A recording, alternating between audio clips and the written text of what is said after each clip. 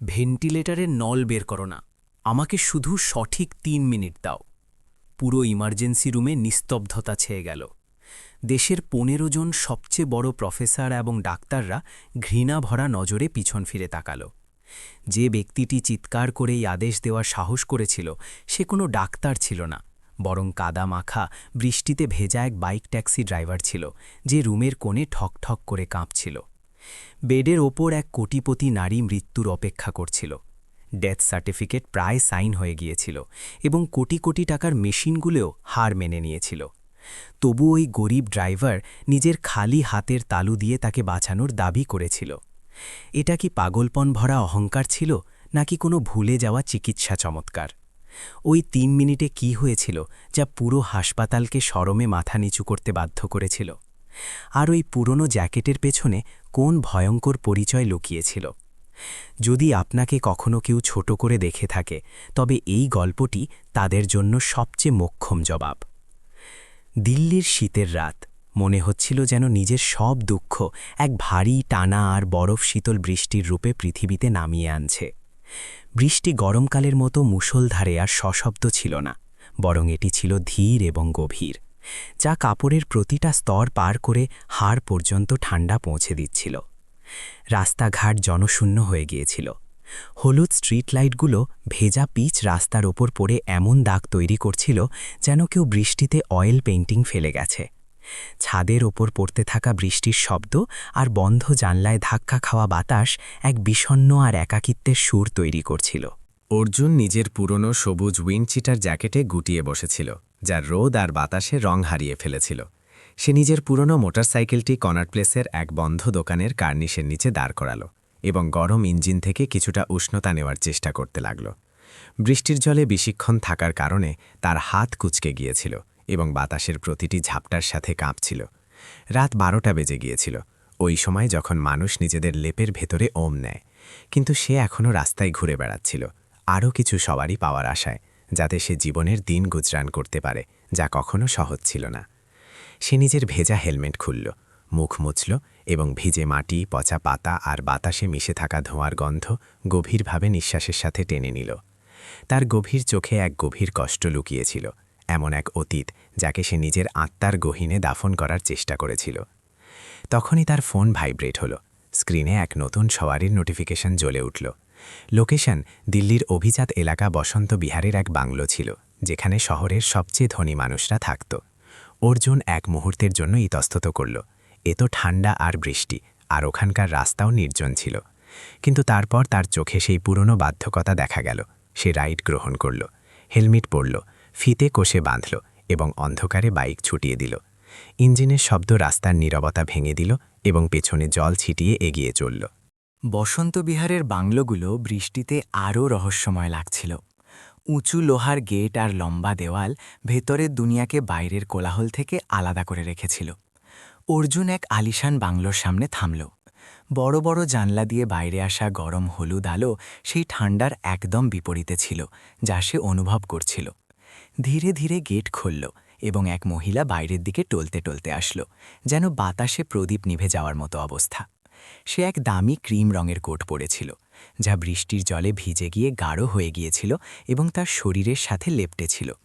ঝাপসা আলোয় অর্জুন দেখল যে ওই মহিলার মুখ একদম সাদা হয়ে গিয়েছিল, যেন রক্ত এক ফোঁটাও অবশিষ্ট নেই।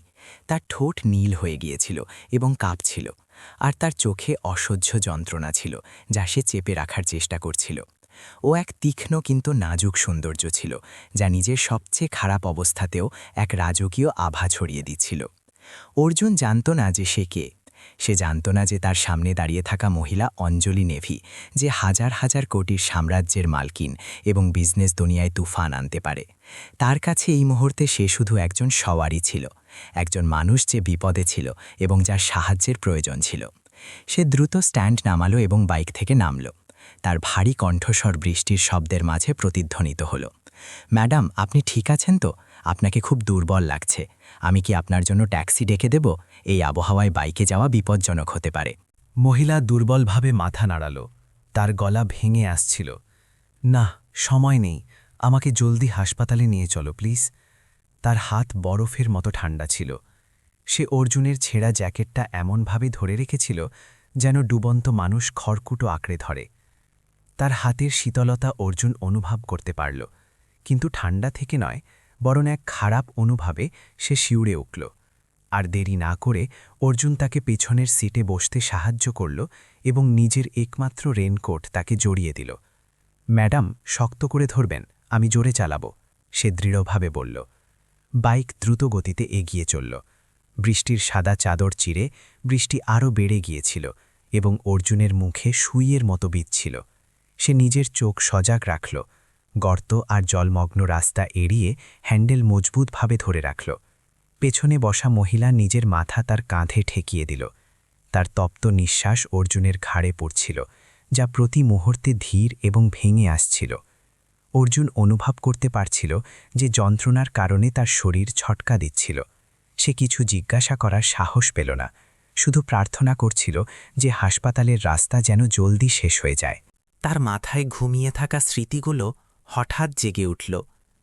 কোনো আশঙ্কাজনক রোগীকে নিয়ে যাওয়ার এই অনুভূতি, মৃত্যুর সাথে রেস লাগানোর এই অনুভূতি কতটা চেনা আর যন্ত্রণাদায়ক ছিল। এটা তাকে সেই রাতগুলোর কথা মনে করিয়ে দিচ্ছিল যখন সে এমার্জেন্সিতে ডিউটি করত। অ্যাম্বুলেন্সের সাইরেন আর রোগীদের আত্মীয় স্বজনদের বিষণ্ণমুখী স্মৃতি। সাহস রাখুন ম্যাডাম, আমরা পৌঁছে গেছি, অর্জুন বাতাসে শব্দ কেটে চিৎকার করে বলল। কিন্তু জবাবে শুধু এক ভয়ঙ্কর নীরবতা মেলল। হঠাৎ তার কোমরে জড়িয়ে থাকা হাত আলগা হয়ে গেল। পেছন থেকে শরীরের পুরো ওজন তার পিঠের ওপর এসে পড়ল। সে অজ্ঞান হয়ে গিয়েছিল। অর্জুন ঘাবড়ে গেল, তার হার্টবিট বেড়ে গেল। ম্যাডাম, ম্যাডাম, সে চিৎকার করে ডাকল, কিন্তু কোনো সাড়া আসল না। ওই মুহূর্তে অর্জুন আর সেই দমে যাওয়া ট্যাক্সি ড্রাইভার থাকল না। তার চোখের ভাব বদলে গেল। ও তীক্ষ্ণ এবং অত্যন্ত একাগ্র হয়ে গেল। সে জানত যে এখন পার হওয়া প্রতিটা সেকেন্ড জীবন আর মৃত্যুর সওদা। সে দাঁত চেপে অ্যাক্সিলারেটার পুরো ঘুরিয়ে দিল। বাইক গর্জন করতে করতে রাতের রাস্তায় চলতে থাকা ট্রাকগুলোর মাঝখান দিয়ে সাপের মতো বেরিয়ে গেল। লাল বাতির তোয়াক্কা না করে মোড়গুলো পার করতে লাগল। আইনের তোয়াক্কা নেই, বিপদের তোয়াক্কা নেই। তার মাথায় শুধু একটাই কথা ছিল, যান বাঁচাতে হবে। বৃষ্টির জল আর ঘাম তার মুখে বইছিল, নোনতা আর ঠান্ডা। সে অনুভব করতে পারছিল যে তার পেছনে বসা মহিলার জীবন তুফানে প্রদীপের মতো টিমটিম করছিল। তার ভেতরে এক অদ্ভুত ছটফটানি জেগে উঠল, এক পেশাদার প্রবৃত্তি যা তার রক্তে দৌড়াল, যা সে এত সময় ধরে চেপে রেখেছিল।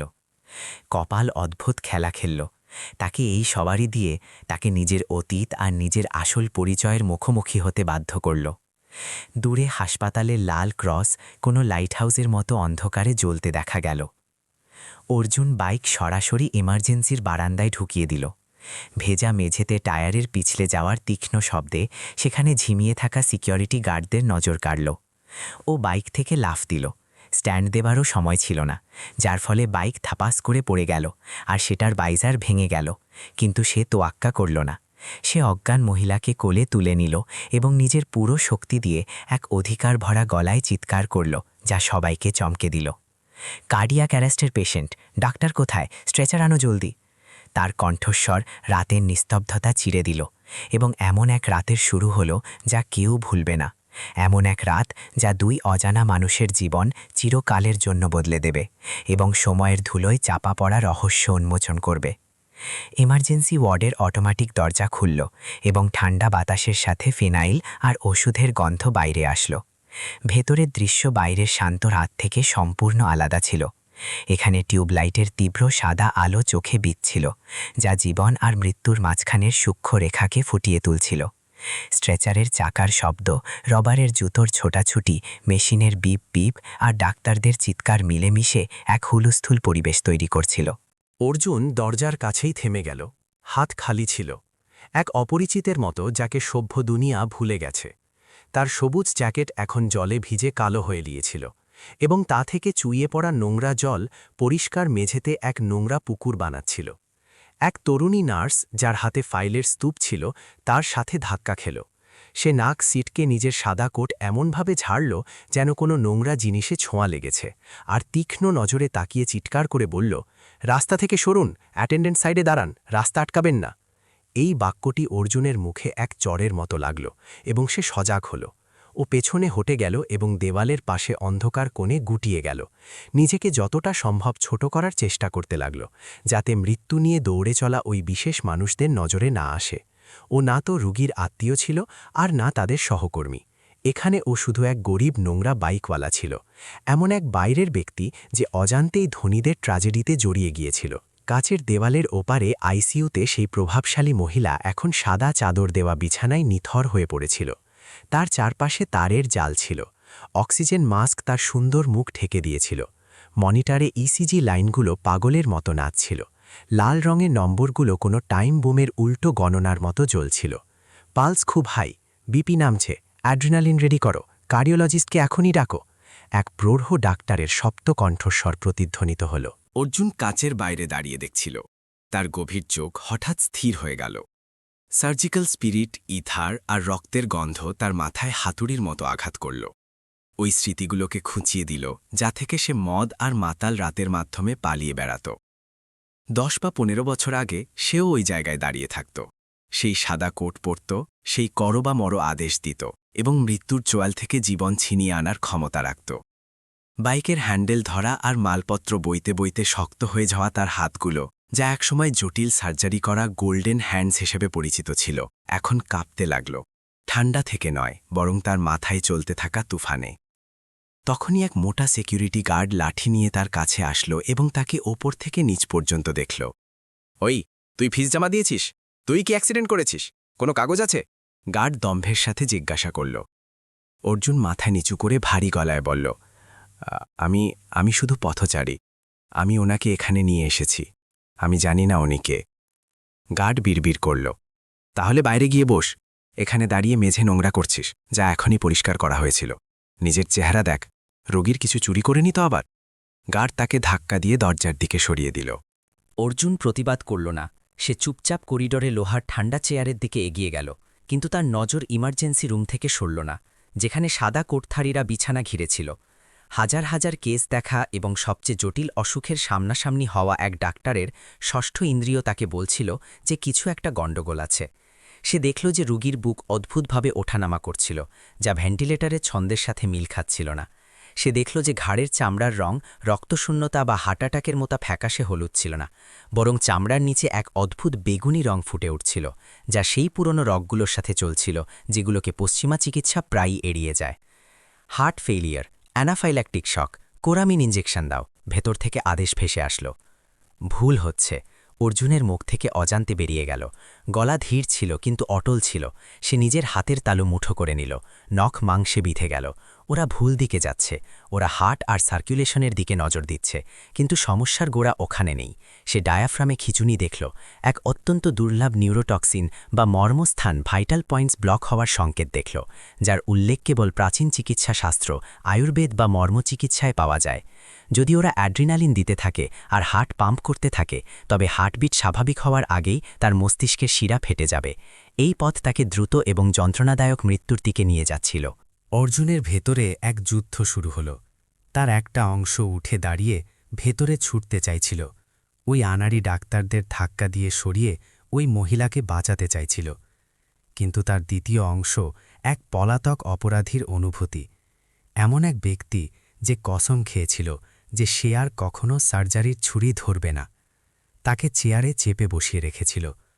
কে বিশ্বাস করবে তাকে? কে মানবে যে এক নোংরা দুর্গন্ধযুক্ত বাইকওয়ালা রাজধানীর সবচেয়ে বড় হাসপাতালের টপ ডাক্তারদের শেখাতে পারে? ওরা সিকিউরিটিকে ডাকবে, তাকে পাগল ভেবে বাইরে ছুঁড়ে ফেলবে। বিপি নেই। হঠাৎ মনিটরের শব্দ তীব্র আর ভয়ঙ্কর হয়ে গেল। রোগীর হার্ট থেমে গেল। চিফ ডাক্তার কোথায়? প্রফেসর বর্মাকে ডাকো জলদি। নার্সের চিৎকার অবশিষ্ট ব্যবস্থাকেও ধূলিসাৎ করে দিল। পুরো এমার্জেন্সি রুম মৌচাকের মতো খেপে গেল। ছুটন্ত পায়ের শব্দ, ঘাবড়ে যাওয়া মুখ। অর্জুন ওখানে বসে থাকল, একা আর ঠান্ডা ঝাপসা কাচের ওপারে দেখতে থাকল। তার মনে হল যেন ওই মহিলা বন্যায় ডুবে যাচ্ছে, আর যাদের রক্ষক মানা হচ্ছে তারা তাকে বাঁচানোর বদলে তার উপর পাথর ছুঁড়ছে। ওই মুহূর্তে সে বুঝতে পারল যে পদ আর প্রতিষ্ঠা কতটা ফাঁপা হয়। মৃত্যুর সামনে কোটিপতি হোক বা ড্রাইভার, সব মাটি। কিন্তু এক ডাক্তারের বিবেক, যা সময়ের ধুলো আর লজ্জার নিচে চাপা পড়ে গিয়েছিল, এখনও সেখানে ছিল, জ্বলছিল, কষ্ট আর অনুশোচনার সাথে। সে জানত যে সে এভাবেই বসে বসে তামাশা দেখতে পারে না। এক জীবন ওই মানুষদের হাতে ছিল, যারা অন্ধকারে ঢিল ছুঁড়ছিল, আর সে একা ছিল, যাকে আলো দেখা যাচ্ছিল, যদিও সে নিজে সবচেয়ে গভীর অন্ধকারে দাঁড়িয়েছিল। ইমার্জেন্সি রুমের দরজা আবার খুলল, কিন্তু এবার ছোটাছুটি ছিল না, বরং শহরের চিকিৎসা জগতের সবচেয়ে বড় নাম, 15 জন সিনিয়র প্রফেসর আর বিশেষজ্ঞ, যাদের চুল সাদা হয়ে গিয়েছিল এবং চশমার পেছনে গভীর চোখ ছিল, ভারী পায়ে ভেতরে আসলেন। তাদের উপস্থিতিতে রুমের পরিবেশ যা টকবক করে ফুটছিল, হঠাৎ জেলিমতো জমে গেল। তারা কার্ডিওলজি, নিউরোলজি, টক্সিকোলজি আর ক্রিটিক্যাল কেয়ারের দিকপাল ছিলেন, ওই সব নাম যাদের সাথে দেখা করার জন্য রুগীদের মাসের পর মাস অপেক্ষা করতে হতো, আজ এক ছোট বিছানার চারপাশে জমা হয়েছিলেন। না বলতেই সবাই বুঝে গিয়েছিল যে ওখানে শুয়ে থাকা মহিলা কোনো সাধারণ রুগী নয়, সে এমন এক ব্যক্তিত্ব যার মৃত্যু কাল সকালে শেয়ার বাজারকে নাড়িয়ে দিতে পারে। সেখানে এক জরুরি মেডিকেল বোর্ড তৈরি হল। ইমার্জেন্সি রুম এখন আলাদা আলাদা চিকিৎসা চিন্তাধারার যুদ্ধক্ষেত্রে পরিণত হয়েছিল। প্রফেসর বর্মা, যিনি হাসপাতালের ডিন ছিলেন এবং যার 40 বছরের অভিজ্ঞতা ছিল, তিনি মনিটরে জ্বলতে থাকা লাল নম্বরগুলো দেখে কপালে ভাঁজ ফেললেন। তিনি গম্ভীর গলায় বললেন, মাল্টি অর্গান ফেলিয়ার খুব দ্রুত হচ্ছে। আমার সন্দেহ যে কোনো অজ্ঞাত বিষ সরাসরি সেন্ট্রাল নার্ভাস সিস্টেমে অ্যাটাক করেছে। অবিলম্বে ডায়ালাইসিস আর ব্লাড ফিল্ট্রেশন শুরু করতে হবে। এটা ঠিক হবে না প্রফেসর, এক তরুণ কার্ডিওলজিস্ট সাথে সাথে প্রতিবাদ করল। ব্লাড প্রেশার নামছে, হার্ট দুবার ধড়কানো বন্ধ করেছে। যদি এখন ডায়ালাইসিস মেশিনে দিই, তবে সার্কুলেশন সিস্টেম সাথে সাথে ফেল হবে, ও মেশিনের ওপরেই মরে যাবে। আগে হাই ডোজ হার্ট স্টিমুল্যান্ট আর বেলুন পাম্পের দরকার। তোমরা সবাই পাগল হয়ে গেছ। নিউরোলজির বিশেষজ্ঞ রাগে ফাইল টেবিলের ওপর আছাড় দিলেন। চোখের মণিগুলো দেখো, এটা ব্রেন হ্যামোরেজের লক্ষণ, যা ব্রেন স্টেমকে চেপে ধরছে। অবিলম্বে সিটি স্ক্যান, আর যদি প্রয়োজন হয় তবে মাথার খুলি খুলতে হবে। যদি ব্রেন মরে যায় তবে হার্ট চালিয়ে কি করবে? শুধু একটা জ্যান্ত লাশ মিলবে। তর্ক ক্রমাগত চলছিল, তীব্র আর যুক্তিতে ভরা। প্রত্যেকে নিজের সারা জীবনের জ্ঞানের ব্যবহার করে নিজের কথা প্রমাণ করার চেষ্টা করছিল। সবার মনে হচ্ছিল যে তাদের কাছেই সমাধানের চাবিকাঠি আছে। অ্যাড্রিনালিন, ডোপামিন, অ্যাট্রোপিন, ইসিএমও এর মতো ভারী শব্দ বাতাসে ভাসছিল। কিন্তু বিড়ম্বনা এটাই ছিল যে যত বেশি বিতর্ক হচ্ছিল, তারা ততই ফেসে যাচ্ছিল। ওই মহিলার শরীর আধুনিক চিকিৎসার প্রতিটা প্রচেষ্টাকে অস্বীকার করছিল। কোনো ওষুধ কাজ করছিল না। এমনকি যখন হার্টের ওষুধ দেওয়া হলো, তখন তার শরীর আরও জোরে খিচাতে লাগল। আঙুলের গিঁটগুলো নীল থেকে কালো হতে লাগল, যেন তখনই পচে যাচ্ছে। মেশিনগুলো মৃত্যুর সুর বাজাচ্ছিল। জীবনের রেখাগুলো মনিটরে সোজা আর সমান্তরাল হয়ে আসছিল। 10 মিনিট, 20 মিনিট, তারপর 30 মিনিট কেটে গেল। তর্কের আওয়াজ ধীর হয়ে বন্ধ হয়ে গেল। শুরুর জোশ আর বড় ডাক্তারদের অহংকার ধীরে ধীরে আতঙ্ক আর শেষে পূর্ণ অসহায়তায় বদলে গেল। প্রফেসরদের কপালে ঘাম বইছিল, চশমা ঝাপসা হয়ে যাচ্ছিল, কিন্তু কেউ মোছার কষ্ট করল না। পুরো রুমে এক ভয়ঙ্কর নিস্তব্ধতা ছেয়ে গেল। এটা শান্তি ছিল না, এটা মৃত্যুর নীরবতা ছিল। বাইরের বৃষ্টির শব্দ এই ভারী পরিবেশে চাপা পড়ে গিয়েছিল। 15 জন মহান মস্তিষ্ক ওই বিছানার চারপাশে মূর্তির মতো দাঁড়িয়েছিল, প্রকৃতির রহস্যের সামনে মাথা নত করে। তারা তাদের সবথেকে আধুনিক অস্ত্র, কোটি কোটি টাকার মেশিন আর বিদেশি ওষুধ আজমিয়ে ফেলেছিল, কিন্তু সব বৃথা। প্রফেসর বর্মা এক গভীর হতাশ দীর্ঘশ্বাস ছাড়লেন, যা তার বৃদ্ধ বুক থেকে বেরিয়ে আসল এবং তার গর্ব ভেঙে যাওয়ার মতো শোনাল। তিনি নিজের চশমা খুললেন, নিজের ক্লান্ত চোখ ডললেন এবং নিজের সাথীদের দিকে তাকিয়ে ধীরে ধীরে মাথা নাড়লেন। ওই মাথা নাড়ানো কথা না বলে মৃত্যুর সাজা শোনানোর মতো ছিল। রিস্ক বন্ড তৈরি করো। তার কণ্ঠস্বর শুকনো আর প্রাণহীন ছিল। আমরা সবটুকু চেষ্টা করেছি। পরিবারকে বলে দাও যে তারা যেন সবথেকে খারাপ কিছুর জন্য তৈরি থাকে। আজকের রাতে ওনার বাঁচা অসম্ভব। এক নার্স ভয়ে ভয়ে পা বাড়াল। তার হাতে এক সাদা কাগজ ছিল, যাতে কালো কালিতে ঠান্ডা আর নিষ্ঠুর শব্দ ছাপা ছিল। এটা রিস্ক বন্ড ছিল, দায়িত্ব থেকে মুক্তির পত্র, যা এটা স্বীকার করছিল যে প্রকৃতির সিদ্ধান্তের আগে চিকিৎসা বিজ্ঞান হার মেনে নিয়েছে। সে ওই কাগজটিকে ঠান্ডা ধাতব টেবিলের ওপর রাখল। কাগজের খসখস শব্দ ওই নিস্তব্ধতায় এতটা তীব্র আর বিদ ছিল যে গায়ে কাটা দিয়ে ওঠে। কোনো ডাক্তারের পক্ষেই তখনই কলম তুলে তাতে সই করার সাহস ছিল না। কারণ ওই দস্তখতের মানে ছিল এক জীবনকে ছেড়ে দেওয়া, নিজের হার মেনে নেওয়া। কাচের দেওয়ালের বাইরে দাঁড়িয়ে অর্জুন এসব দেখছিল। সে ওই মানুষদের চেহারায় হতাশা দেখল, যাদের সমাজ ভগবানের মর্যাদা দেয়। সে ওই মহিলার শরীরে মৃত্যুর ছায়া দেখল, যাকে সে এইমাত্র নিজের বাইকে করে এনেছিল। ইমার্জেন্সি রুমের ভেতরের অসহায়তা বাইরে চুইয়ে আসছিল এবং অর্জুনের হৃদয়কে আষ্টেপৃষ্ঠে ধরছিল। সে এই অনুভূতিকে জানত। নিজের পুরো জান লড়িয়ে দেওয়ার পরেও কারো জীবনকে নিজের আঙুলের ফাঁক দিয়ে গলে যেতে দেখার কষ্ট সে ভালোভাবেই চিনত। কিন্তু ওই ডাক্তারদের বিপরীতে ওই ট্যাক্সি ড্রাইভারের গভীর চোখে বিদ্রোহের এক শিখা জ্বলতে শুরু করেছিল। 15 জন বড় ডাক্তারের নীরবতা ছিল হাসার সমাপ্তি, কিন্তু অর্জুনের জন্য এটি ছিল সেই আসল মানুষকে জাগিয়ে তোলার ঘণ্টা, যে তার ভেতরে ঘুমিয়েছিল। যখন আধুনিক বিজ্ঞানের আলো নিভে গেল, তখন অতীতের রহস্যের অন্ধকারকে বাইরে আসতেই ছিল। সে জানত যে ওই কাগজ শেষ নয়, বরং এক নতুন যুদ্ধের শুরু। এমন এক যুদ্ধ যা কেবল সেই লড়তে পারত। মনিটর থেকে আসা পিপ পিপ শব্দ এখন আর শুধু একটা মেশিনের শোরগোল ছিল না, সেটা ছিল মৃত্যুর দস্তক। ঠান্ডা আর ক্রমাগত সেই শুকনো আওয়াজটা কাচের দেওয়াল আর বাইরে পড়তে থাকা বৃষ্টির শব্দকে চিরে দিয়ে অর্জুনের কানে প্রবেশ করল, আর তার ভেতরে গত 3 বছর ধরে শুয়ে থাকা কোনো জিনিসকে জাগিয়ে তুলল। এটা কৌতূহল ছিল না, নাকি শুধুমাত্র দয়া ছিল। এটা ছিল একটা প্রবৃত্তি, চিকিৎসার সেই রাক্ষস যা তার রক্তে দৌড়াত, নিজের জিঞ্জির ছিঁড়ে জেগে উঠছিল। অর্জুন ঠান্ডা টাইলস লাগানো দেওয়ালের সাথে পিঠ টেকিয়ে দাঁড়িয়েছিল। হাত ভেজা পকেটে ছিল, কিন্তু তার মেরুদণ্ডে বয়ে যাওয়া সেই ঠান্ডা কেবল আবহাওয়া বা বৃষ্টির জন্য ছিল না। এটা ছিল সেই স্মৃতির শিহরণ যা বন্যার মতো আসছিল আর তার বর্তমান দারিদ্র্যের বাস্তবতাকে ডুবিয়ে দিচ্ছিল। তার চোখের সামনে এখন হাসপাতালের করিডোর নয়, বরং অতীতের পুরনো রিল চলছিল। সে নিজেকে দেখল নিজের যৌবনের দিনগুলোতে, মেডিকেল কলেজের লেকচার হলে গর্বের সাথে দাঁড়িয়ে থাকতে, যেখানে সে পশ্চিমা সার্জারি আর প্রাচীন ভারতীয় মর্মচিকিৎসা আয়ুর্বেদের গুপ্ত রহস্যের মেলবন্ধন শিখেছিল। ওটা এমন এক জায়গা ছিল যেখানে তাকে একজন যোদ্ধার মতো তৈরি করা হয়েছিল, হাতে বন্দুক নয়, বরং সার্জিক্যাল ব্লেড আর সুই ধরার জন্য। তার মনে পড়ল সেই রাতগুলোর কথা, যখন সে সংস্কৃতির পুরনো পাণ্ডুলিপির মধ্যে জেগে থাকত, ফরমালিনের গন্ধে ভরা ঘরে মৃতদেহের ওপর অভ্যাস করত, আর সেই কঠিন পরীক্ষাগুলো পাশ করত যেখানে বড় বড় মেধাবীরাও হার মেনে নিত। তার নিজের হাতের অনুভবের কথা মনে পড়ল, লম্বা পরিষ্কার পরিচ্ছন্ন হাত, যার কোটি টাকার বীমা ছিল।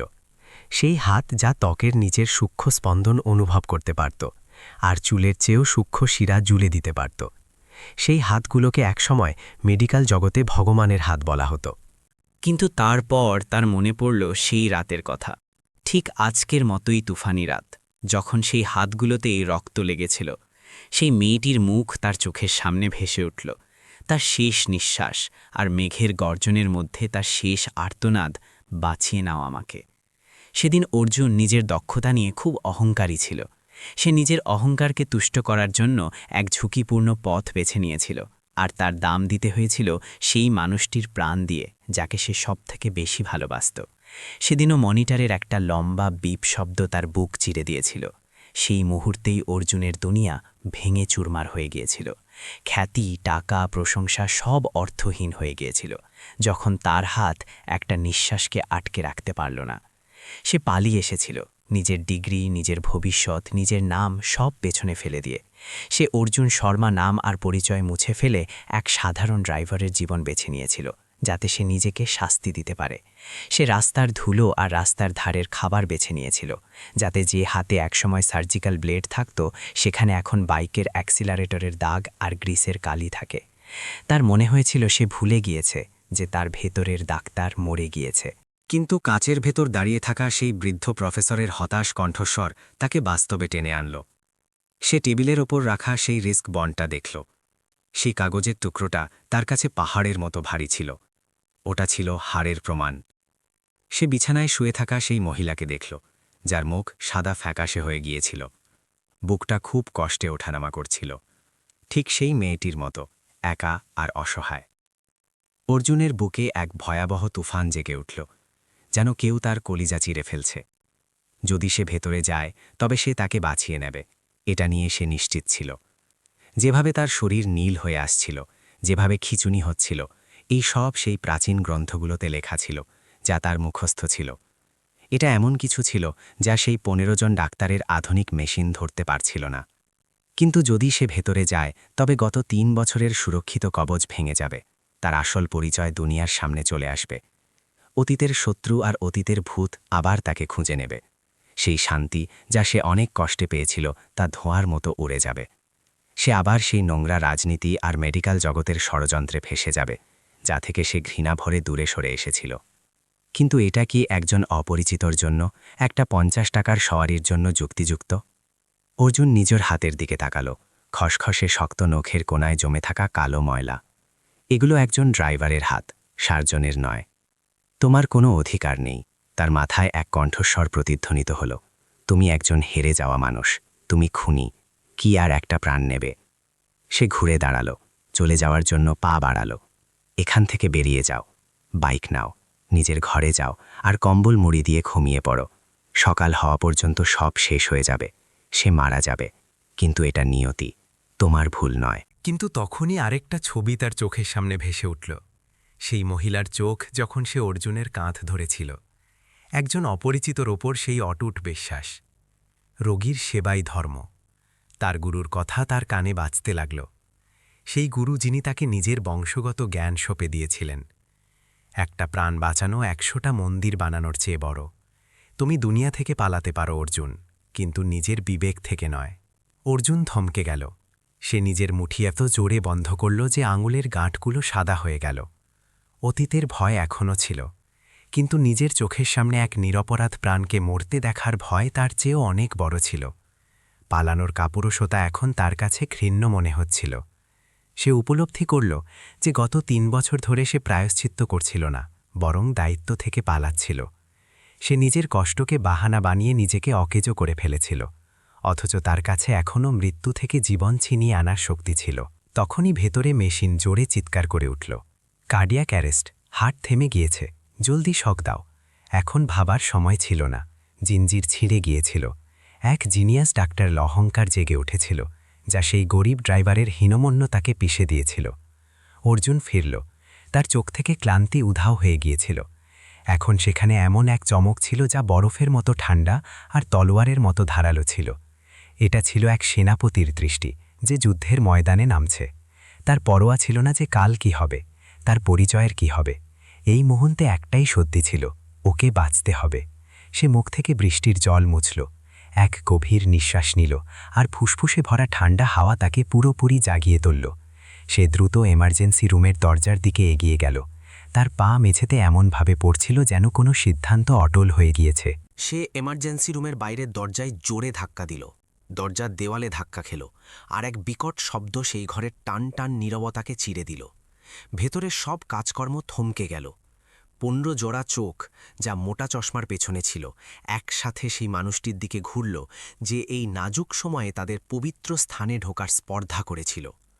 অর্জুন দরজায় পাহাড়ের মতো দাঁড়িয়েছিল। তার ভেজা কাপড় থেকে জল চুইয়ে সাদা মেঝেতে এক নোংরা পুকুর তৈরি করছিল, যেন কেউ ক্যানভাসের উপর কালি ঢেলে দিয়েছে। চুল কপালে লেপটে ছিল, মুখ ঠান্ডায় নীল, ঠোঁট শক্ত করে চেপে রাখা। তাকে কোনো পাগল ভিখারির মতো লাগছিল, কিন্তু তার হুলিয়ার ঠিক বিপরীতে তার চোখে এক অদ্ভুত আগুন ছিল, এত তেজ যে এসির ঠান্ডাও তার সামনে ফিকে হয়ে যায়। হেড নার্স যে ভেন্টিলেটর বন্ধ করার জন্য হাত বাড়াচ্ছিল, ঝটকা দিয়ে থেমে গেল। সেই দম বন্ধ করা নিস্তব্ধতায় অর্জুনের ভারী গলা শোনা গেল, যা সিগারেট আর ধোঁয়ায় খসখসে হয়ে গিয়েছিল, কিন্তু তাতে এক ইস্পাত কঠিন আদেশ ছিল। ভেন্টিলেটরের নল বের করবে না, সে ভেতরে পা বাড়াতে বাড়াতে বলল। তার জুতোর কাদা মেঝের উপর চিহ্ন রেখে যাচ্ছিল, কিন্তু তার হাঁটার ধরনে এক অদ্ভুত রাজকীয় মেজাজ ছিল। সে সরাসরি সেই বিছানার দিকে তাকালো, যেখানে জীবন প্রদীপের শিখার মতো কাঁপছিল, আর তারপর প্রতিটি শব্দে জোর দিয়ে বলল, আমাকে শুধু 3 মিনিট সময় দিন, আমি একে বাঁচিয়ে নেব। এই বাক্যটি ঘরে বোমার মতো পড়ল, বাইরের বিজলির চেয়েও বেশি চমকে দেওয়ার মতো। পুরো এমার্জেন্সি রুম কয়েক সেকেন্ডের জন্য জমে গেল। তারপর মুহূর্তেই সেই অবাক হওয়ার রাগে পরিণত হল। সাদা কোট পরা সেই মানুষগুলোর মধ্যে ঘৃণার ঢেউ বয়ে গেল। তাদের জন্য এটা শুধু বাধা দেওয়া নয়, বরং অপমান ছিল। একজন ট্যাক্সি ড্রাইভার, সমাজের এক সামান্য মানুষ ১৫ জন বড় প্রফেসরের সামনে দাঁড়িয়ে দাবি করছে যে সে সেই রোগীকে বাঁচিয়ে নেবে যাকে আধুনিক বিজ্ঞান ছেড়ে দিয়েছে। এটা এখন পর্যন্ত সবথেকে বাজে রসিকতা ছিল। সিকিউরিটি কোথায়? এই পাগলকে ভেতরে কে আসতে দিয়েছে? তরুণ কার্ডিওলজি চিফ, যে এতক্ষণ তর্কে সবথেকে জোরে চেঁচাচ্ছিল, সে রাগে লাল হয়ে চিৎকার করে উঠল। সে সামনে এগিয়ে এসে অর্জুনের মুখের সামনে আঙুল তুলল। তুমি জানো এটা কোন জায়গা? বাইরে বেরো এখনই। এটা কোনো সবজি বাজার নয় যেখানে তুমি তামাশা করবে। ও মারা যাচ্ছে আর তুমি এখানে কোনো ফ্রড করতে এসেছো? অন্যান্য ডাক্তারদের উপহাসের হাসি শোনা গেল। বাঁচিয়ে নেবে? এখন ড্রাইভাররাও ডাক্তার হবে? এক বৃদ্ধ প্রফেসর ঘৃণায় মাথা নাড়লেন। অর্জুনকে এমনভাবে দেখলেন যেন সে কোনো পোকা। আমরা সারা জীবন পড়াশোনা করলাম, বিদেশে ট্রেনিং নিলাম, তাও কিছু করতে পারলাম না। তুমি কি করবে? বাম লাগাবে নাকি ঝাড়ফুঁক করবে? দুটো হৃষ্টপুষ্ট গার্ড ভেতরে এলো আর অর্জুনের কাঁধ ধরে তাকে আবর্জনার বস্তার মতো বাইরে টেনে নিয়ে যেতে লাগল। চল বাইরে, পাগল নাকি? কিন্তু অদ্ভুত ব্যাপার ছিল, অর্জুন নিজের জায়গা থেকে একটুও নড়ল না। তার শরীর পাথরের মতো শক্ত হয়ে গিয়েছিল। গার্ডরা পুরো শক্তি লাগিয়েও তাকে নড়াতে পারল না। সে তাকে গালি দেওয়া মানুষগুলোর দিকে তাকালও না, নাকি কোনো তর্ক করল।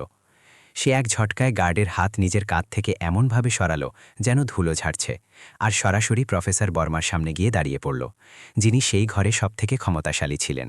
অর্জুন সেই বৃদ্ধ প্রফেসরের চোখের গভীরে তাকালো। সেই মুহূর্তে যেন সময় থমকে গেল। প্রফেসর বর্মা স্তম্ভিত হয়ে গেলেন। তিনি সেই ড্রাইভারের চোখে পাগলপন বা নেশা দেখলেন না, বরং এক গভীর অতল গহ্বর দেখলেন, যেখানে অগাধ যন্ত্রণা ছিল, কিন্তু সাথে সাথেই তুফানের মধ্য দিয়ে আসা এক মানুষের অটুট দৃঢ়তাও ছিল। আর সবথেকে গুরুত্বপূর্ণ বিষয়, তিনি সেখানে এক তেজ দেখলেন, এক আসল বৈদ্য বা হিলারের আত্মা দেখলেন, যাকে কেবল সেই চিনতে পারে যে নিজে মৃত্যুর সাথে লড়াই করেছে। প্রফেসর, অর্জুন বলল। কণ্ঠস্বর এখন আদেশের নয়, বরং এক যন্ত্রণাময় উপলব্ধির ছিল। ভালো করে দেখুন, ওর চোখের মণি এখনও পুরোপুরি ছড়িয়ে পড়েনি। নাকের নিচের অংশ এখনও হালকা লাল। এটা হার্ট ফেলিওর নয়, এটা অ্যানাফিল্যাকটিক নিউরোশকের কারণে মর্মস্থান বা ভাইটাল পয়েন্টগুলো ব্লক হয়ে যাওয়া। আপনাদের মেশিন সেই থেমে যাওয়া প্রাণবায়ু মাপতে পারবে না। তার শব্দগুলো ছিল ধারালো চাকুর মতো, যা সেই বুদ্ধিজীবীদের অন্ধবিশ্বাসকে কেটে ফেলল। ঘরে নিস্তব্ধতা নেমে এলো। যে শব্দগুলো সে ব্যবহার করল, মর্মস্থান, নিউরোশক, সেগুলো অদ্ভুত ছিল, কিন্তু খুব টেকনিক্যাল ছিল, কোনো অশিক্ষিতের শব্দ নয়। তুমি কি বলছো?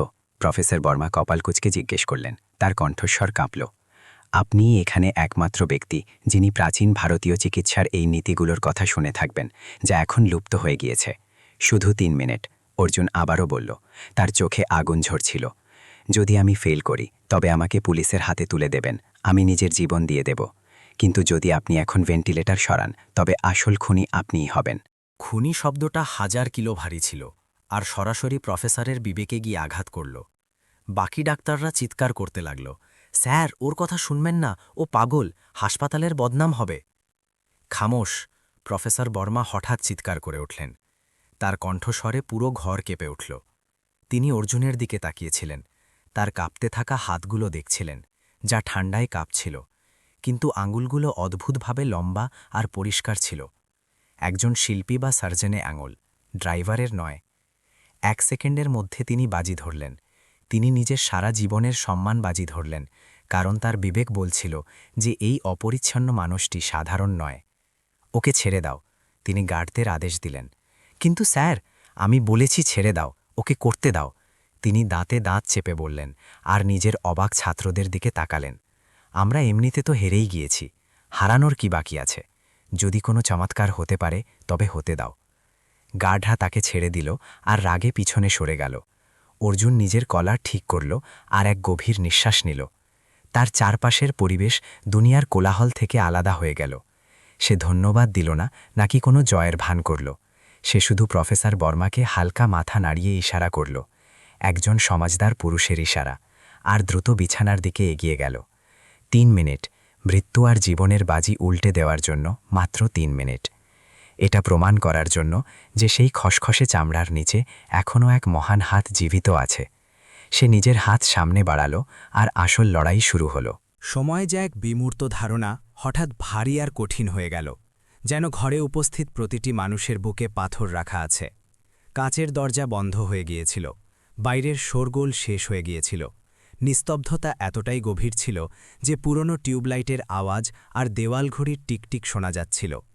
অর্জুন রোগী পাশে দাঁড়িয়েছিল, দুনিয়া থেকে পুরোপুরি বিচ্ছিন্ন। সে এক মুহূর্তের জন্য চোখ বন্ধ করল। ফিনাইল মেশানো ঠান্ডা হাওয়া ভেতরে টেনে নিল, যাতে শরীরের কাঁপুনি আটকাতে পারে। যখন সে চোখ খুলল তখন সেখানে সেই ড্রাইভারের ঝাপসা চোখ ছিল না। সেখানে ছিল এক লেজার রশ্মির মতো একাগ্রতা। এক মহান বৈদ্যের তেজ ছিল, যে নিজের জীবনের সবথেকে বড় লড়াই লড়ছিল। সে কোনো সার্জিক্যাল চাকু চাইল না, নাকি স্টেথোস্কোপ বা কোনো মেশিন। সে নিজের দুটো হাত সামনে বাড়িয়ে ধরল, শক্ত খসখসে হাত, যেগুলোতে আঁচড়ের দাগ ছিল আর নখের কোনায় গ্রিস লেগেছিল। সেই পরিষ্কার পরিচ্ছন্ন পরিবেশে সেই হাতগুলো নোংরা লাগছিল। তরুণ ডাক্তাররা মুখ পাকাচ্ছিল, তাদের চোখে ঘৃণা ছিল। এই নোংরা হাত সেই ধনী মহিলার শরীর ছোবে? কিন্তু যেমনই সেই হাতগুলো রোগীকে স্পর্শ করল, এক জাদু ঘটল যা সবার নিঃশ্বাস থামিয়ে দিল। অর্জুনের আঙুলগুলো সচল হল। সেই কুৎসিত আঙুলগুলো হঠাৎ এতটাই নমনীয়, কোমল আর নিখুঁত হয়ে গেল, যেন কোনো পিয়ানোবাদক কোনো সুর তুলছে। সে শক্তির নয়, বরং নিজের আঙুলের সংবেদনশীলতা ব্যবহার করল, যাতে লুকানো নাড়ি খুঁজে পায়। সে নিজের তর্জনী আর মধ্যমা আঙুল জোড়া করল, নাকের নিচে মর্মস্থানে জোরে চাপ দিল, আর তারপর দ্রুত ঘাড়ের দিকে হড়কে নিয়ে গিয়ে এক বিশেষ কম্পন বা ভাইব্রেশনের সাথে মালিশ করতে লাগল। এটা কোনো সাধারণ মালিশ বা আকুপ্রেশার ছিল না, যা রাস্তার ধারে পাওয়া যায়।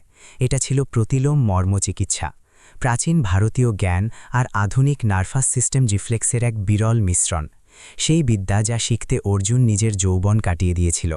সে সেই ঘুমিয়ে থাকা মস্তিষ্ক বা সেন্ট্রাল নার্ভাস সিস্টেমকে ঝাঁকুনি দিয়ে জাগানোর চেষ্টা করছিল, এর আগে যে হার্ট চিরকারের জন্য ধরফাড়ানো বন্ধ করে দেয়। 1 মিনিট হয়ে গিয়েছে, টাইমার দেখতে থাকা নার্স কাঁপা কাঁপা গলায় বলল। মনিটরে ইসিজির লাইন এখনও সোজা আর সপাট ছিল। মৃত্যুর এক নিরবচ্ছিন্ন রেখা, কোনো পরিবর্তন নেই। ফিসফাস শুরু হয়ে গেল। দেখেছ, বলেছিলাম না এটা ভণ্ডামি।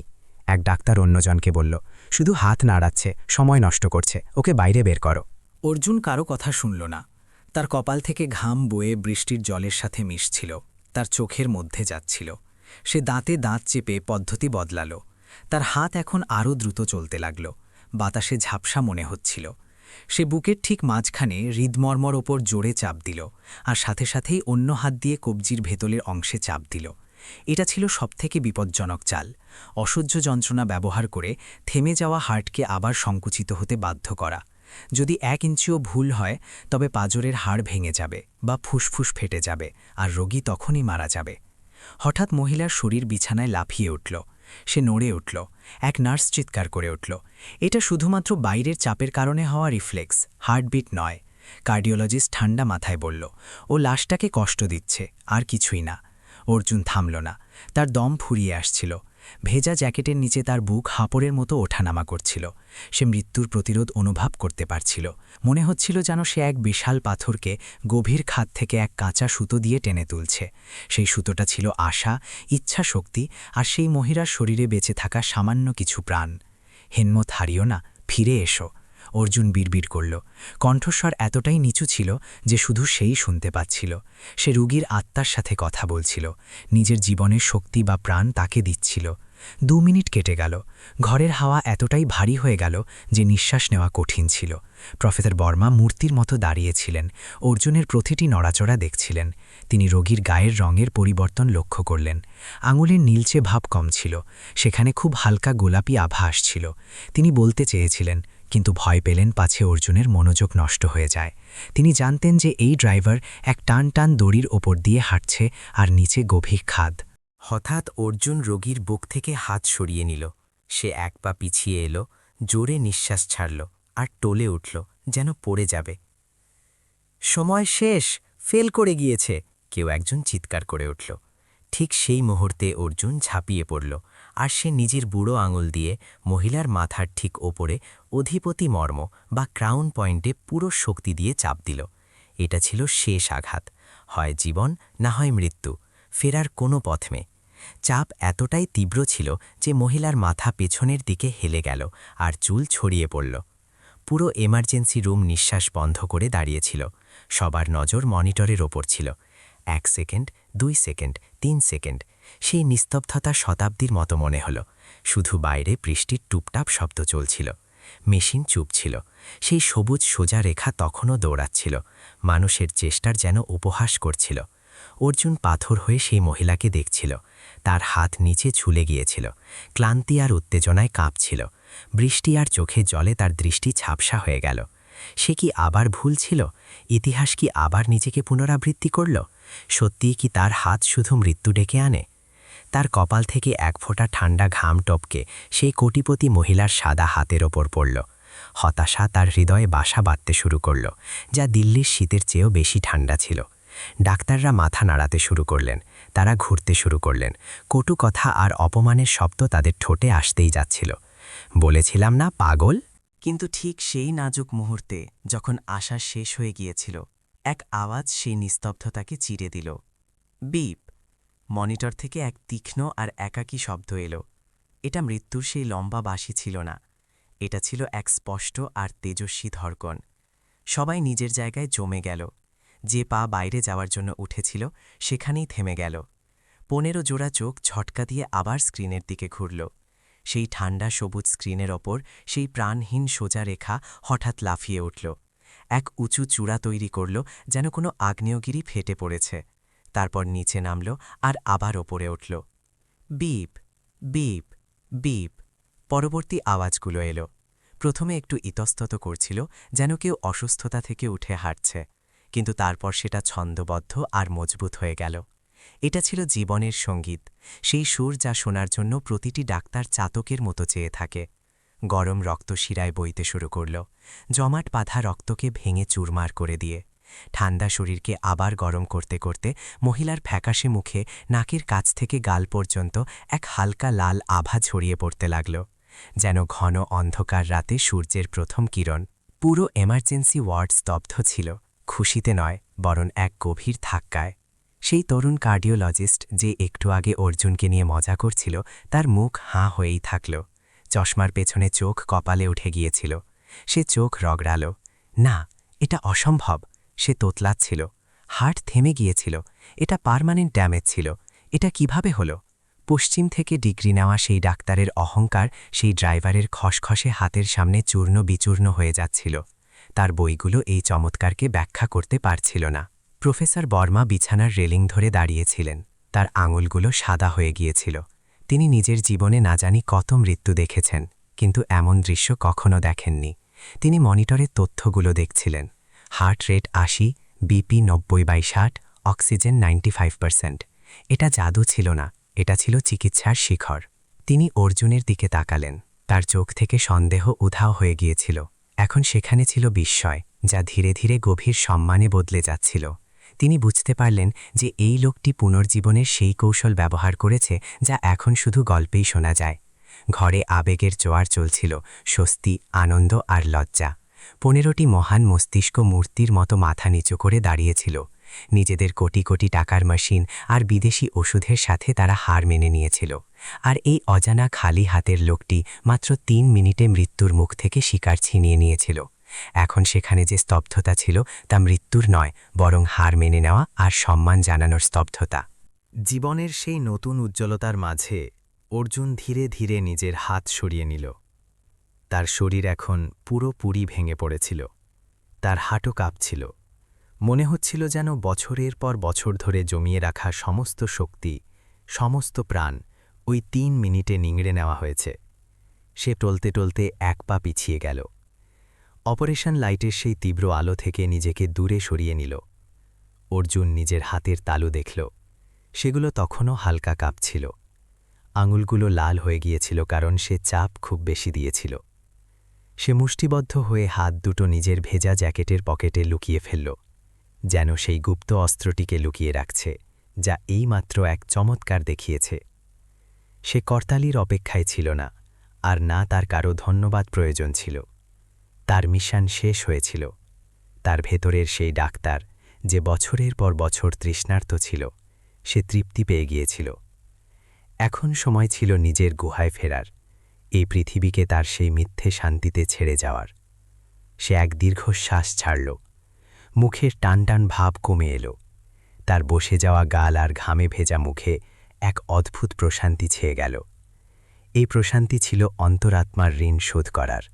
এই ভিড়ভাট্টাপূর্ণ পৃথিবীতে নিজের সামান্য গুরুত্ব আবার অনুভব করার। যখন ডাক্তার আর নার্সরা রোগীকে ঘিরে ধরে পরের পর্যায়ের চিকিৎসা শুরু করতে লাগলেন এবং মেশিনের রিডিং চেক করার লড়াইয়ে মেতে উঠলেন যাতে নিজেদের বেঁচে থাকা সম্মান রক্ষা করতে পারেন, তখন অর্জুন চুপচাপ অন্ধকার করিডরের দিকে সরে গেল। তার ছায়া ছিল ছোট আর একাকী, যা কোলাহল থেকে একেবারেই আলাদা ছিল। সে দেয়ালে হেলান দিয়ে মানুষের ভিড়ের মাঝখান থেকে শেষবারের মতো ওই মহিলাকে দেখল। সে বেঁচে ছিল, তার বুক এক ছন্দে শ্বাস নিচ্ছিল, এটুকুই যথেষ্ট ছিল। তার ঠোঁটে এক তিক্ত হাসি ফুটে উঠল।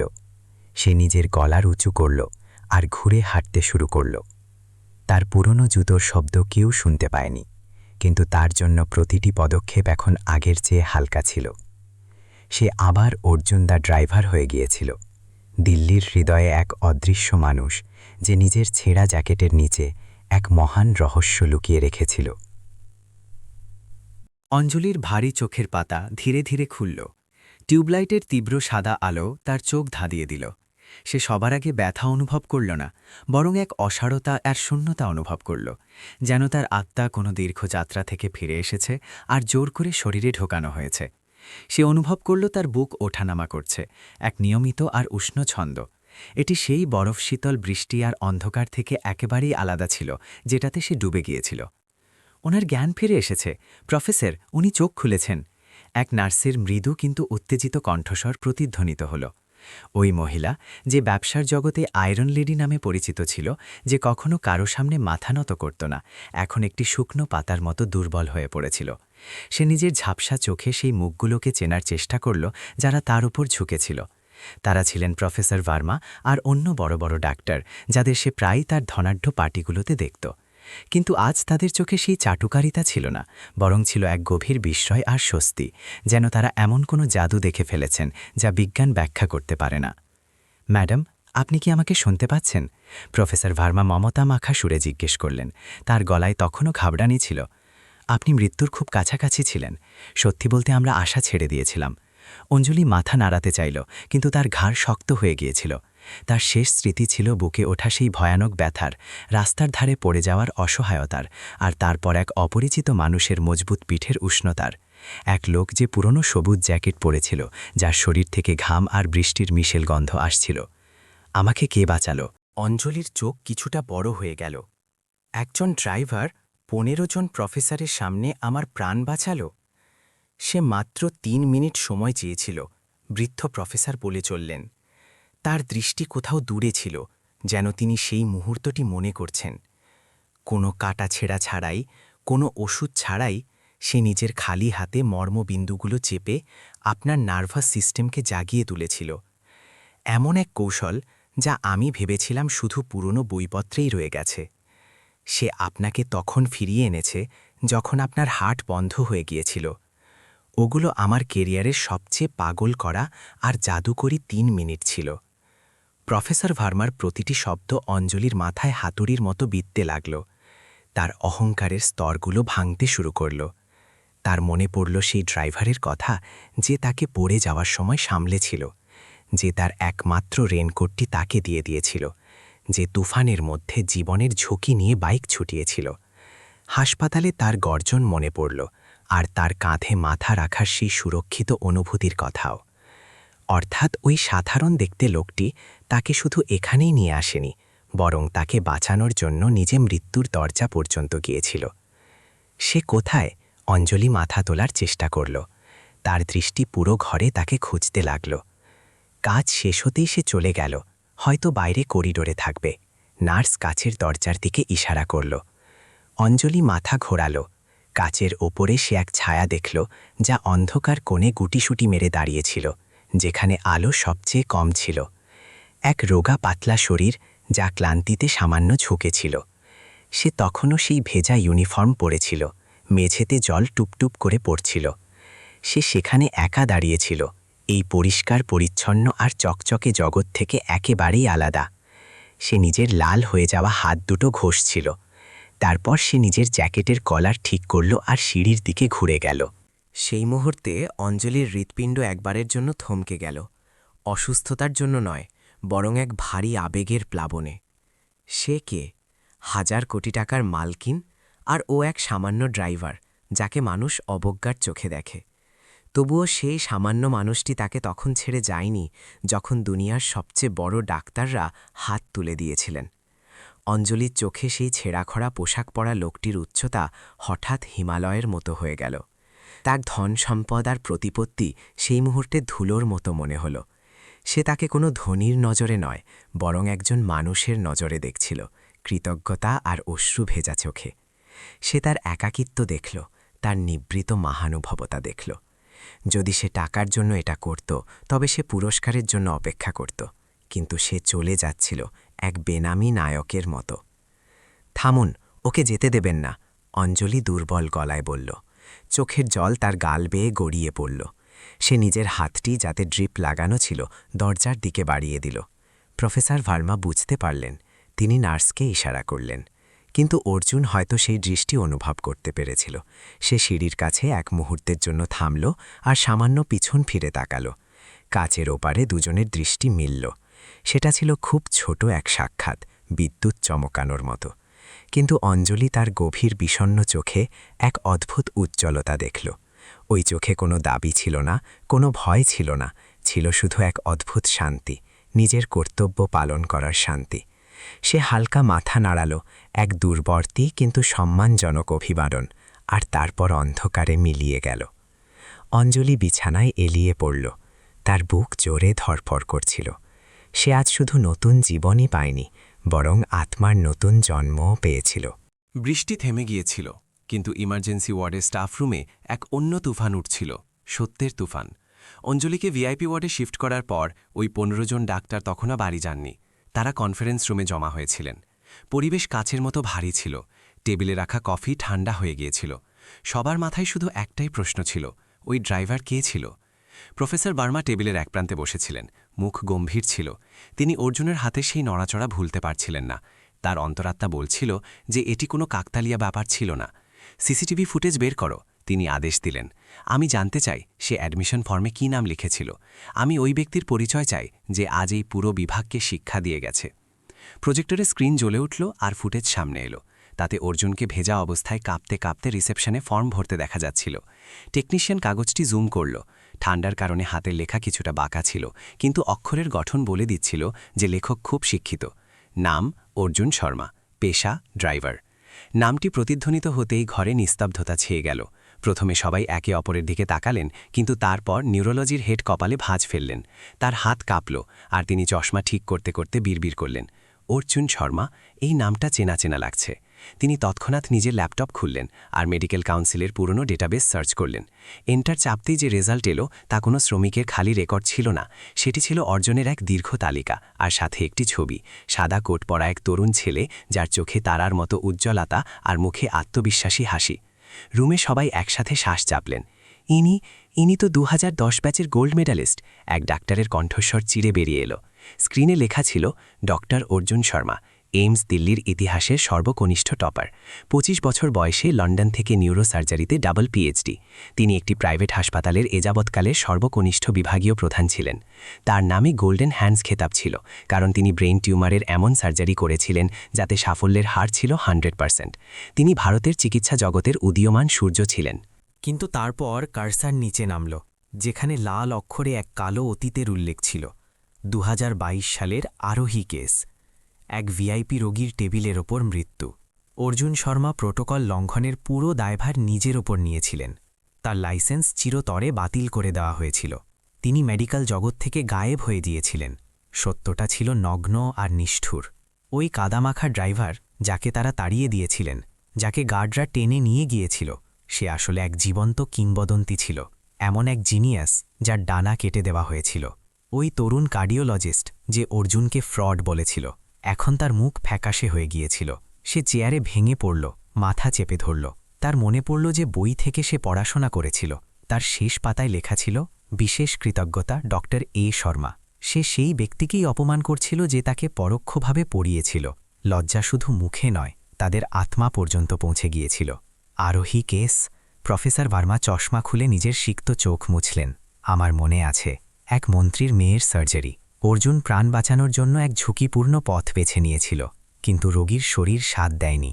সে তার মেন্টর আর হাসপাতালকে বাঁচানোর জন্য সমস্ত দোষ নিজের ঘাড়ে নিয়েছিল আর চুপচাপ চলে গিয়েছিল। রুমে অনুশোচনার নিস্তব্ধতা ছিল। তারা সেই মুহূর্তগুলো মনে করছিলেন যখন অর্জুন কোণে দাঁড়িয়েছিল, একা, ভেজা। তারা হীরাকে পাথর ভেবে হেলাফেলা করেছিলেন। তারা মানুষকে দেখেননি, তার পোশাক দেখেছিলেন। আমরা, প্রফেসর ভার্মার কণ্ঠস্বর রুদ্ধ হয়ে এলো, আমরা নিজেদের রক্ষক বলি, বড় বড় গাড়িতে ঘুরি, কিন্তু আজ রাতে ওই ছেলেটির সামনে আমরা সবাই নভিশ, অন্ধ। তিনি জানলার কাছে গেলেন আর বাইরের অন্ধকারে তাকালেন। এই ফাইলটা সিল করে দাও।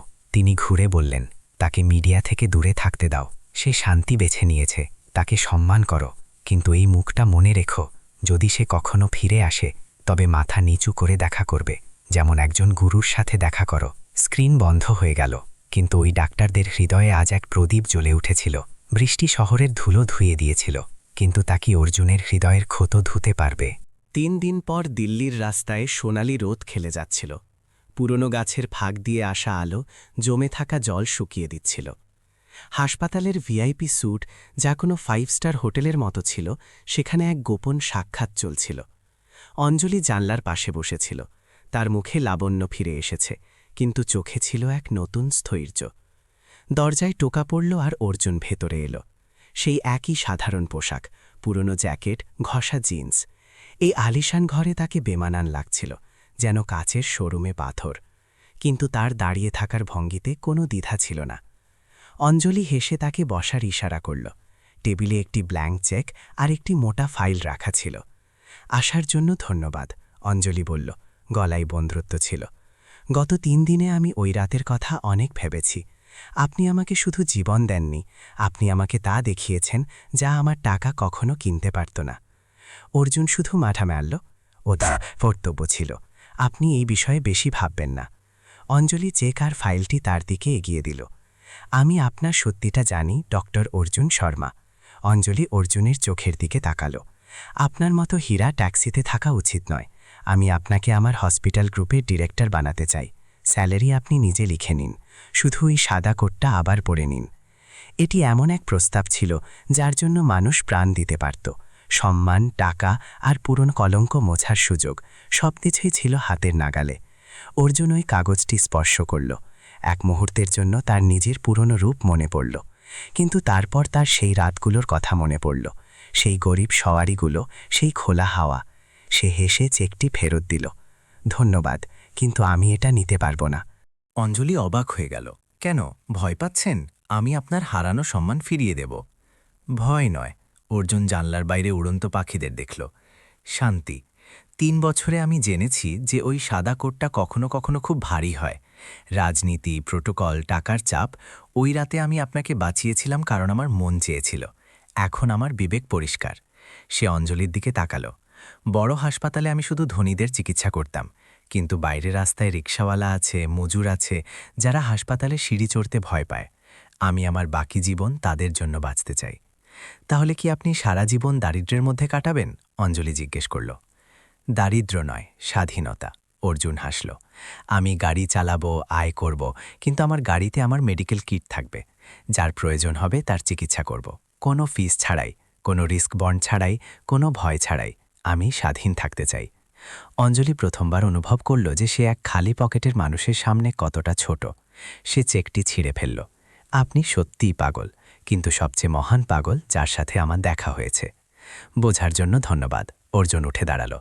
আমাকে যেতে হবে, টিক আওয়াজ শুরু হতে চলেছে। 1 মিনিট, অঞ্জলি থামালো। আমি আপনাকে বাধ্য করব না, কিন্তু আপনি আমাকে আটকাতে পারবেন না। আমি একটি ফান্ড শুরু করছি, অর্জুন রিলিফ ফান্ড। যদি আপনার রাস্তায় এমন কোনো রোগী মেলে যার সার্জারি বা মেশিনের প্রয়োজন হয় আর আপনি করতে না পারেন, তবে তাকে আমার হাসপাতালে পাঠিয়ে দেবেন। সব কিছু বিনামূল্যে হবে আর কোনো প্রশ্ন করা হবে না। অর্জুন থামল। এই প্রস্তাবটি তার অহংকারের জন্য নয়, বরং তার রোগীদের জন্য ছিল। মঞ্জুর। সে হাসি মুখে হাত মেলাল। একদিকে কোটিপতির কোমল হাত, অন্যদিকে ড্রাইভারের শক্ত হাত। এটি ছিল 2 জগতের মিলন। অর্জুন হাসপাতাল থেকে বেরিয়ে এলো। রোদে এক নতুন সতেজতা ছিল। সে দীর্ঘশ্বাস ছাড়ল। তার কাঁধ থেকে যেন কোনো পাহাড় নেমে গিয়েছিল। সে নিজের খটখটে বাইকের কাছে গেল, যেটির ভাইজার ভাঙা ছিল। চলো বন্ধু, আবার যুদ্ধে নামি। সে বাইকটি থাপড়াল। ইঞ্জিন স্টার্ট হলো আর ধোঁয়া ছাড়তে ছাড়তে সে ভিলির মধ্যে মিশে গেল। উপর থেকে অঞ্জলি তাকে দেখছিল। সে নিজের সেক্রেটারিকে বলল, লিগ্যাল টিমকে ডাকো, ফান্ড আজই শুরু হবে। নিয়ম মনে রেখো, যদি অর্জুন নামের কোনো ড্রাইভার রোগী নিয়ে আসে তবে সে ভিআইপি ট্রিটমেন্ট পাবে। নিচে রাস্তায় অর্জুনের ফোনে নতুন বুকিং এলো, চাঁদনি চক থেকে রেলওয়ে স্টেশন। সে হেসে অ্যাক্সেলারেটর ঘুরালো। সে জানত যে এখন তার প্রতিটি সওয়ারি শুধু টাকা উপার্জনের জন্য নয়, বরং এক টহল হবে, শহরের শিরায় ছুটতে থাকা একজন রক্ষক।